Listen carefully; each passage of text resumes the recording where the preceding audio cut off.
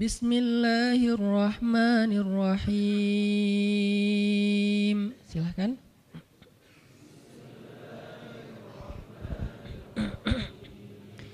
Fakuli washrabi wa qarri aina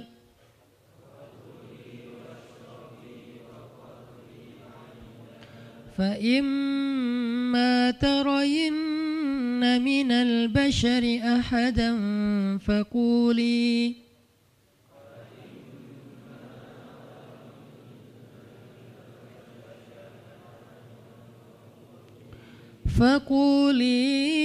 inni nadartu lirrahmani sawman falan ukallimal yawma insiya.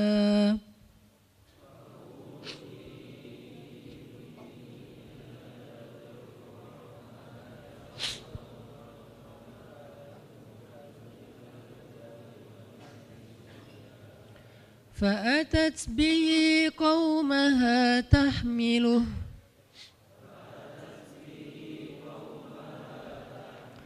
قالوا يا مريم لقد جئت شيئا فريا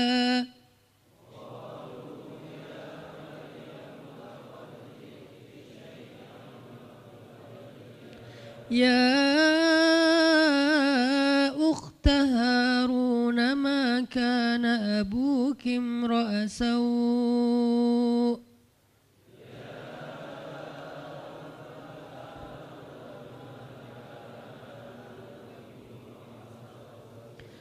ما كان أبوك امرأ سوء وما كانت أمك بغيا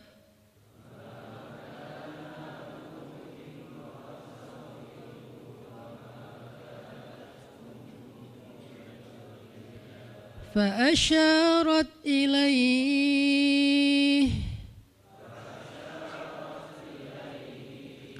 قالوا كيف نكلم من كان في المهد صبيا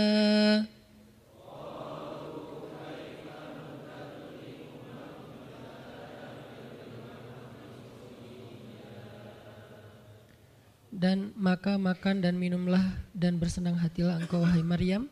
Dan jika engkau bertemu dengan seseorang, katakanlah sesungguhnya saya telah berazam untuk berpuasa pada hari ini dan saya tidak akan berbicara dengan manusia pada hari ini. Lalu Maryam pun datang kepada kaumnya sambil menggendong bayinya. Kaumnya berkata, wahai Maryam, engkau datang kepada kami dengan membawa kalau bahasa kita tuh pembawa apa istilahnya? Sial. Apa ya? Dengan membawa keburukan. Jadi kayak dianggap pembawa kesialan. Wahai saudari Harun, sesungguhnya ayahmu bukanlah seorang yang nista ataupun pendosa dan begitu juga dengan ibumu bukanlah perempuan yang hina. Lalu Maryam memberi isyarat, fa asyarat ilaih, memberi isyarat dengan menunjuk ke arah bayinya. Lalu mereka berkata, bagaimana kami akan berbicara dengan seorang bayi yang masih digendong oleh ibunya, maksudnya masih terlalu kecil. Ini adalah cuplikan adegan Maryam ketika baru pulang kampung. Jadi ceritanya di ayat sebelumnya, ketika kandungan Maryam semakin besar dan enggak bisa disembunyikan dari penglihatan manusia, Maryam pun pergi menjauh ke sebuah tempat yang tidak ada siapa-siapa.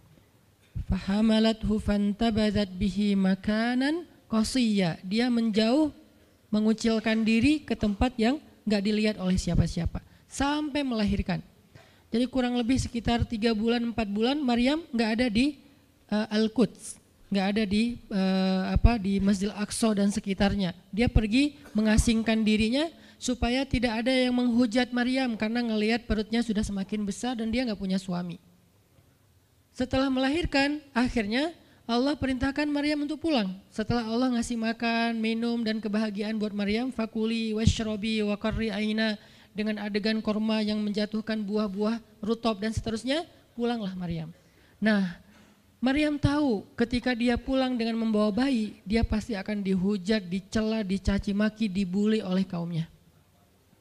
Lalu Allah memberi kepada Maryam bekal. Gimana cara ngadepin yang kayak gitu-gitu? Kata Allah, kalau kamu ketemu manusia, ketemu orang-orang, ketemu kaummu, bilang ke mereka, saya tidak berdebat hari ini. Saya nggak akan berdebat. Jadi dia tetap bisa ngomong. Tapi dia bilang, saya nggak akan berdebat. Saya nggak akan bicara dengan siapapun hari ini karena saya sudah bernazar untuk diam. Bilang kayak gitu kepada kaummu. Maka fa'atat bihi qaumaha tahmiluh. Maka datanglah Maryam kepada Al-Quds, kepada kota Al-Quds dengan membawa bayinya yang digendong. Datang. Baru dari ujung kota kelihatan Maryam, muncullah orang-orang Bani Israel semuanya rame di pasar-pasar mereka, semuanya menghadang Maryam. Maryam tiba-tiba dihadang di gerbang kota Al-Quds. Gak boleh masuk kota Al-Quds. Tadinya ada yang satu orang lihat, Maryam, langsung dia datang ke kota, dia umumkan ke semua orang, wahai Bani Israel, perempuan yang hina yang kita cari-cari sekarang sudah datang membawa bayi haramnya, membawa bayi selingkuhnya, membawa bayi hasil zinanya. Akhirnya orang-orang yang ada di Masjid Al-Aqsa, yang ada di rumah-rumah, yang ada di pasar, semuanya berkumpul di depan gerbang kota. Menghalang Maryam masuk. Kebayang gak perasaan Maryam? Padahal dia itu lahir di situ, dia beribadah di situ, ayahnya orang situ, ulama pula, pamannya nabi pula di situ, tapi dia sekarang dihadang oleh semua penduduk Al-Aqsa, penduduk Al-Quds, Bani Israel. Ketika Maryam mendekat, mereka mengatakan, "Ya Maryam, laqad ji'ti syai'an fariya." Ini bahasa Al-Quran. Kalau aslinya lebih tercela daripada ini, karena ini bahasa Al-Quran yang tinggi, Allah menggunakan bahasa simbolik saja. Yang terjadi, mereka mencela Maryam. Mereka bilang, Maryam kamu pembawa sial, Maryam kamu perempuan hina, Maryam kamu tukang zina, Maryam kamu selingkuh, Maryam kamu ternyata pelakor, segala macam. Kebayang gak seorang perempuan yang mulia dituduh dengan kata-kata kayak gini? Sedih, pengen jawab, pengen bilang saya ini gak pernah berbuat dosa, ini nih Allah yang ngasih kepada saya gak punya suami dan saya diberikan anak yang suci dan segala macam. Enggak. Tanya kepada Zakaria kalau nggak percaya, saya punya buktinya segala macam, nggak usah, diam aja. Maryam bisa ngomong kalau mau. Maryam by the way adalah perempuan secerdas Sayyidah Aisyah. Dia itu kayak Aisyah cerdasnya, kayak Khadijah bijaksananya, kayak Fatimah lembutnya, kayak Asia sabarnya. Maryam itu istimewa. Sampai sebagian ulama mengatakan Maryam satu-satunya nabi dari perempuan. Satu-satunya nabi dari golongan perempuan. Sebagian kecil ulama ada yang menyebutkan demikian. Sehingga mereka menyebut Maryam alaihassalam. Saking Maryam ini keren banget, istimewa banget. Tapi jumhur ulama sejarah mengatakan Maryam bukan nabi, tapi dia perempuan solehah, orang soleh, bahkan satu dari 4 perempuan sempurna di muka bumi dan tidak ada yang kelima. Cuman ada 4. Kamula minar rijali katsir, kata Nabi. Laki-laki yang sempurna itu banyak, yaitu para rasul dan para nabi. Walam yakmul minan nisa illa arba'ah. Tidak ada perempuan yang sempurna kecuali 4. Asiyah istri Fir'aun, kemudian Maryam anaknya Imran, kemudian Khadijah istri Rasulullah dan Fatimah bintu Rasulullah. Artinya Maryam ini istimewa banget. Dia kalau mau argumen, dalilnya lebih banyak daripada para rabi-rabi Yahudi yang ada di situ. Karena ketika Maryam dulu berkhidmat di Masjid Al-Aqsa, Maryam itu enggak belajar seperti yang lain-lain. Karena kan dulu orang Bani Israel itu paling anti sama cewek ya. Buat mereka perempuan itu kasta kedua. Seolah-olah perempuan itu enggak punya hak yang sama dengan laki-laki. Laki-laki punya hak belajar di Masjid Al-Aqsa, perempuan enggak boleh. Ini kesenjangan gender di masa Bani Israel dulu. Jadi kalau ada yang mau nuduh Islam sebagai tidak memperhatikan masalah gender, dia harusnya baca sejarah. Justru Islam, Al-Quran, Taurat, Injil mengangkat perempuan untuk setara dengan laki-laki. Awalnya perempuan itu hina di masyarakat Bani Israel, dianggap pembawa sial. Sampai masyarakat jahiliyah sebelum Islam datang, apa yang terjadi dengan bayi perempuan? Dibenamkan dalam pasir hidup-hidup, dibunuh, dilempar dari bukit supaya mati langsung seketika. Kenapa? Termasuk Umar pernah membunuh bayi perempuan. Umar radhiyallahu an. Kenapa dia sedih banget? Karena dia ingat masa lalu ketika dia pernah membunuh bayi perempuan. Kenapa mereka membunuh bayi perempuan? Karena dianggap perempuan ini membawa sial. Tapi datang Islam mengubah tradisi itu. Mengubah persepsi publik. Yang tadinya perempuan dianggap hina, dalam Islam dikatakan surga ada di bawah telapak kaki ibu. Muncul harga diri perempuan naik. Apalagi sebaik-baik kalian yang paling baik untuk istrinya dan aku yang paling baik untuk istriku di antara kalian. Muncul lagi hadis, kalau seandainya laki-laki mau bersabar terhadap istrinya, maka harusnya dia bersabar 70 kali sehari kalau dia disakiti oleh istrinya. Yang ke-71 baru dia boleh marah. 70 belum boleh marah. Jadi perempuan, ibu-ibu, istri kalau mau bikin suaminya sebel sampai 69. Atau 70 boleh lah. Tapi yang ke-71, nah ini udah layak dimarahin. Tapi kan gak pernah ada sampai 70 kan. Paling juga 10%-nya lah, 7 kali sehari. Dan itu istiqomah setiap hari. Hari ini kok kamu gini lagi sih, kemarin udah beda hari. Jadi beda hitungannya, 0 lagi mulai dari awal. Tapi nanti ada hadis penyeimbang. Nabi itu kan bijaksana banget. Yang diajarin bukan cewek doang, cowok juga diajarin. Ketika hadisnya supaya memuliakan perempuan ada, nanti ada lagi hadis laki-laki. Seandainya seorang perempuan menjilat luka dan darah dan nanah di tubuh suaminya, itu belum bisa membayar satu saja kebaikan suami kepada dia. Jadi menjilat lukanya aja belum bisa bayar kebaikan, terus ngapain marah-marah coba. Sehingga dua-duanya ada nasihat untuk suami. Kalau istrinya lagi ngambek, namanya juga lagi sedih, ya udah kamu sabar aja 70 kali. Untuk istri jangan ngambek, karena kalau kalian berbuat baik aja belum bisa bayar kebaikan mereka. Terus gimana dong Ustadz? Ya udah, sekarang solusinya adalah sama-sama mengambil sisi baiknya. Kayak gitu nasihat Nabi. Makanya saya agak kurang setuju kalau khutbah Jumat itu memakai hadis menjilat darah dan nanah. Karena yang dengar suami. Wah bener nih khutbah Jumat, saya senang banget khutbah Jumat hari ini. Pulang-pulang, mah tadi khutbah Jumat keren banget. Nih mah, kebenaran aku catat, nih mah gak bisa. Kalau khutbah Jumat pakailah hadis sabar 70 kali. Menasihati suami. Kalau majelis taklimnya ibu-ibu, masalah tadi seandainya saya boleh menyuruh manusia sujud kepada manusia, saya suruh sujud istri kepada suami. Masing-masing ada hadisnya, jangan disilang. Ini gak bijak dalam ceramah, karena harusnya memberi nasihat yang bisa memperbaiki, bukan menambah tuntutan baru. Wah benar nih kalau suami saya dengar, harusnya suami saya datang, Ustadz boleh enggak acara selamatan di rumah saya nanti temanya ini gitu. Kalau perlu ngundang Ustadz yang dia kenal, request dulu untuk ngemojokin pasangan, ini enggak bijak. Balik lagi ke cerita tadi, Maryam tuh pintar banget, cerdas banget. Dari kecil dia udah hafal Taurat. Ibarat anak sekarang hafal Quran. Dan lebih sulit ngafal Taurat daripada Quran. Kenapa? Karena bahasa Al-Quran itu sastra banget. Jadi ngafalnya itu kayak ngafal syair. Itu aja udah susah kan? Kebayang gak ngafal Taurat? Lebih sulit lagi tuh. Dan Maryam dari usia di bawah 5 tahun udah khatam Taurat. Udah tahu tafsir Taurat usia 7 tahun. Bahkan saking keren dan pinternya Maryam, kadang-kadang ketika Maryam ngobrolin tentang Taurat sama Zakaria, itu Zakaria sampai geleng-geleng kepala. Maryam, gitu maksudnya? Sampai nanya ke Maryam, gitu om maksudnya. Maryam ngomongnya ke Zakaria udah kayak ngajar gitu, saking pinternya Maryam. Jadi hadis-hadis Zakaria Maryam hafal. Kan para anbiya itu punya hadis kan. Hadis Zakaria dihafal oleh Maryam. Tauratnya Musa dihafal oleh Maryam. Kebijaksanaan para nabi dihafal oleh Maryam. Dia dari usia 10 tahun itu udah jadi ulama besar Maryam. Artinya kalau misalnya orang mau berargumen dengan Maryam, dia punya banyak bahan. Dia punya banyak narasi. Dia lagian Maryam itu pintar ngomong. Tapi Maryam diam. Jadi kalau kita ngerasa pintar ngomong, pintar komen, pintar apa, tetap aja kita punya alasan harusnya kita diam. Karena Maryam yang lebih daripada kita ternyata juga diam. Akhirnya Maryam diam. Dikatakan ya ukhta Harun. Diingatkan lagi dengan kemuliaan keluarga Imran.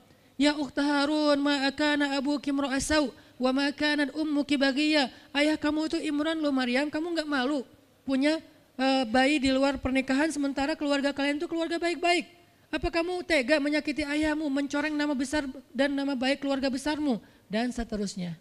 Maryam makin luar biasa, panas banget, sedih banget. Dan Maryam itu yang lebih berat lagi teman-teman. Mungkin kalau kita digituin agak kebal ya. Terutama cowok lah.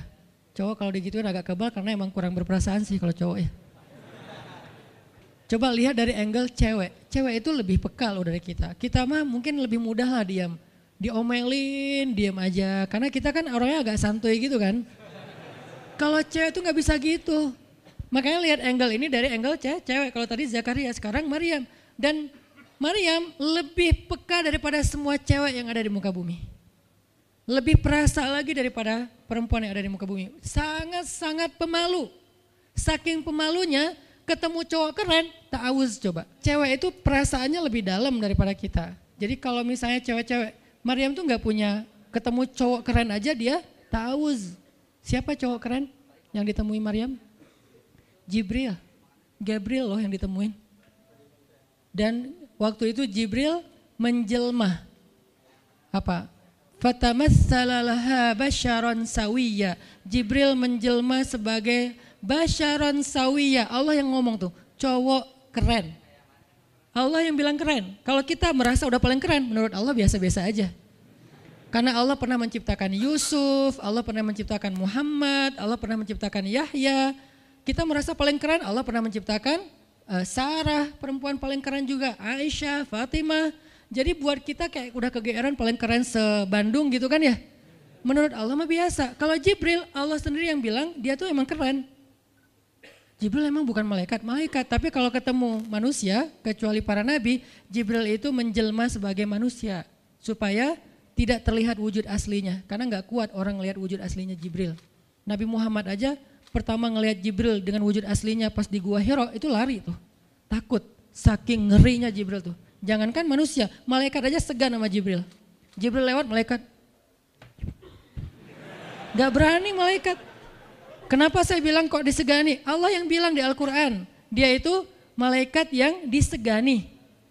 Dzu mirrah kalau bahasa kita, malaikat yang sangat berwibawa. Sehingga di antara malaikat aja gak ada yang sembarangan bicara sama Jibril. Mau bicara sama Jibril kayak, aduh segan, malu. Gitu malaikat, cuman gak pakai itu mah Sunda ya. Pokoknya malaikat mah gak berani ngomong sama Jibril saking segannya. Kenapa? Gagah banget wujud aslinya. Ketika dia membentangkan sayapnya, itu sayap menutupi timur dan barat. Jadi matahari, bulan, bintang udah gak kelihatan. Yang kelihatan cuma Jibril dengan keagungannya. Itu belum Allah ya, baru ciptaan Allah, Jibril. Salah satu makhluk Allah yang paling agung. Sehingga saking kerennya Jibril, Allah gak menyebutnya dengan nama malaikat. Padahal golongannya malaikat, tapi Allah menyebutnya dengan Ruhul Quds, Roh Kudus, yaitu Jibril. Nah ketika ketemu dengan Maryam, Jibril bermisal itu menjelma sebagai basyaran sawiyah, cowok keren banget. Saking kerennya Jibril, Umar aja terkesima ngeliat Jibril. Pernah Jibril datang ngajarin iman, Islam, ihsan kepada Nabi Muhammad. Dan Umar ngelihat Jibril terkesima, gak bisa ngomong, diam aja.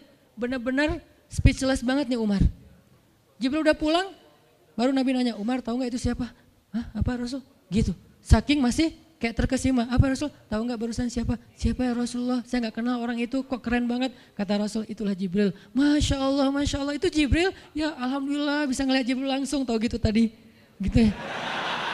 Kalau bahasa kita mah udah langsung pengen foto-foto kan sama Jibril. Kebayang gak cowok sekarang lihat Jibril? Baru lihat apa artis Korea aja kita udah kayak gimana kan, BTS atau apa, udah segala macam, udah guling-guling, udah gigit jari, baru BTS doang.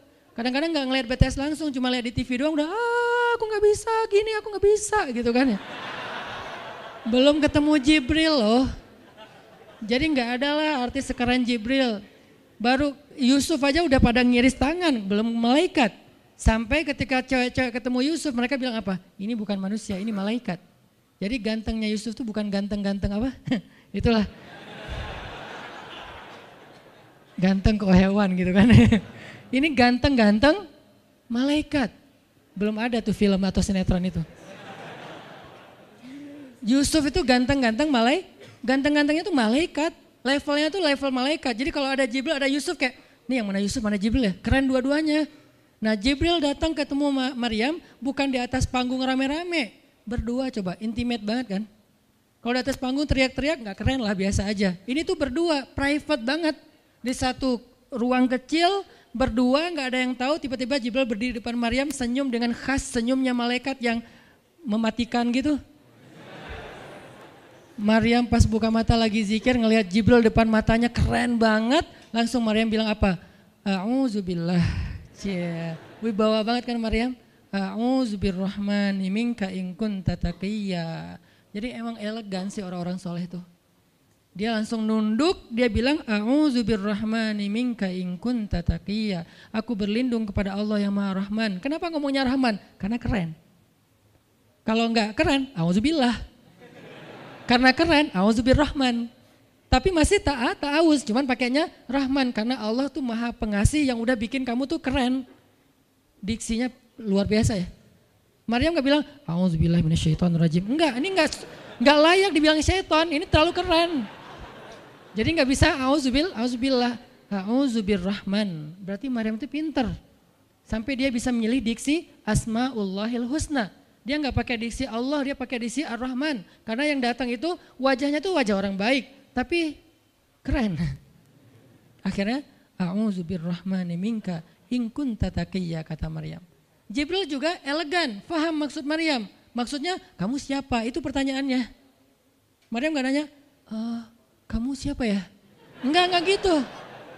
Kan kayak culun-culun kayak caper gitu kan. Kak, kamu siapa ya? Aku ada salah sama kamu. Enggak gitu sih Maryam ngomongnya. Saking elegannya Maryam, dia nanya kamu siapa tapi pakai kalimat zikir. Keren gak sih? Kita kadang-kadang zikir, A'udzubirrahmani minka in kunta taqiyya. Artinya apa Mbak? Sama-sama gak elegan ya. Kalau Maryam sama Jibril dua-duanya elegan. Bahasa orang elegan itu emang banyak kode sih. Jadi kita mah yang polos-polos kayak gini, yang remeh-remeh rempeyek gak jelas gini, ya gak akan paham kalau gak baca tafsir. Makanya kalau mau theater of mind, baca Quran itu pakai tafsir, pakai kisah. Baru kita ngerti kondisinya, oh gitu banget ya, dahsyat banget ya kejadian waktu itu. Jibril datang dengan wujud yang kerennya. Maryam pengen nanya, kamu siapa? Kok tiba-tiba masuk ruangan saya? Tapi bahasanya, a'udzubirrahmani minka in kunta taqiyya. Aku berlindung kepada Allah yang Maha Baik darimu kalau kamu takut kepada Allah. Maksudnya kamu siapa? Takut gak kamu sama Allah? Baru Jibril mengatakan, saya adalah utusan Allah, berarti malaikat, untuk memberi kabar kepadamu kalau kamu akan punya anak. Baru Maryam melihat, gimana saya punya anak? Ya udah ada obrolan nih. Dan mereka udah biasa aja, oh Jibril saya kira siapa, udahlah gak mungkin. Artinya udah kayak gitu nih kesolehan Maryam. Artinya Maryam itu orang yang sangat peka banget, perasaannya dalam banget. Terus nanti ketika Maryam melahirkan anak, tahu gak kata-kata Maryam apa? Ya laitani mittu qabla hadha wa kuntu nasyam mansiya. Saat Maryam merasakan sakitnya kontraksi, mau melahirkan Isa, Maryam itu sambil kontraksi sambil bilang, ya laitani mittu qabla hadza wa kuntu nasyan mansiya. Aduhai seandainya saya mati aja sebelum kejadian ini dan saya dilupakan oleh manusia seolah-olah saya tidak pernah ada. Kenapa Maryam ngomong kayak gini? Maryam ngebayangin betapa malunya dia nanti kalau harus membawa bayinya ketemu Bani Israel yang pada bawel. Bani Israel itu terkenal kaum yang paling bawel. Bawelnya banget. Kalau kita baca Al-Baqarah itu isinya kebawelan Bani Israel. Kata Nabi Musa, sembelihlah Al-Baqarah. Al-Baqarah itu kan banyak, yang warna apa? Cari yang warnanya bersih. Yang bersih kan juga ada belang-belangnya gak dikit. Terus yang beratnya berapa kilo, yang dari mana, dari Bali atau NTB atau dari mana, bawel banget. Udahlah cari aja seekor sapi, sembelih beres. Tapi nanya lagi, bertele-tele. Itulah Bani Israel. Dan Maryam tahu banget karakter kaumnya. Jangankan dengan fitnah kayak gini nih, ketemu Nabi yang udah menyampaikan hal yang benar aja, itu di debatnya tuh habis-habisan. Apalagi dengan kondisi Maryam. Makanya Maryam takut banget, dia nggak kuat menanggung malu. Kalau kita mungkin masih kuat lah nanggung malu, kadang-kadang malah malu-maluin gitu kan. Kalau Maryam nggak kuat nanggung malu, berarti orang yang seperti ini harusnya kan berat banget untuk diam kan.